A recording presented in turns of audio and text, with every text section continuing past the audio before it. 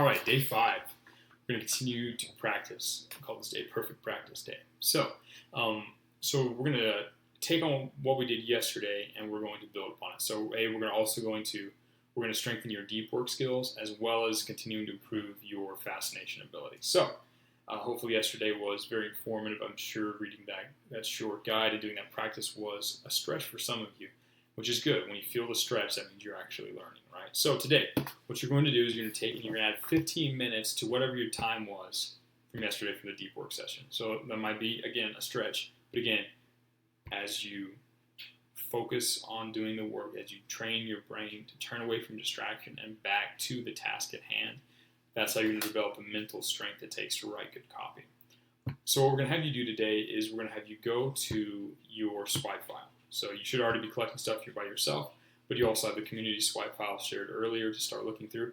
And I want you to find a sales page. Doesn't matter which one, just find a sales page of a promotion.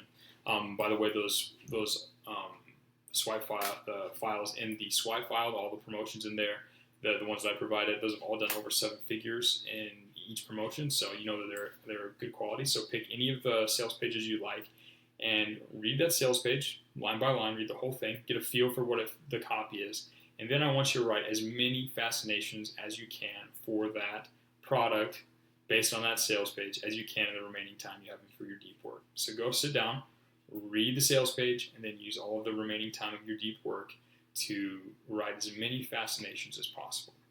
Now, I'm going to explain to you why it's so important people to write a lot of fascinations like this. Whenever I start a big project for a client, after I've done some research, before I actually really write any of the copy for any of the pages or emails or Facebook ads or anything, the first thing I do is I sit down and I write at least 100 fascinations for the project about everything from the product itself to the problem they're facing, etc. I write as many fascinations as possible. Now, out of those 100, maybe 20 are actually pretty good. But then those 20 then become fuel for headlines, subject lines, section headings, etc., etc. They become extremely useful. Plus, the exercise generally allows me to go deep, figure out some really powerful curiosity bullets that are fundamental in driving conversions. So the ability to come up with a lot of these is going to be important. It's going to be a big part of how we approach projects in the future. So today's going to be a good chance for you to practice your deep work, practice learning more about how sales copy works, and practice your ability to write compelling fascination bullets.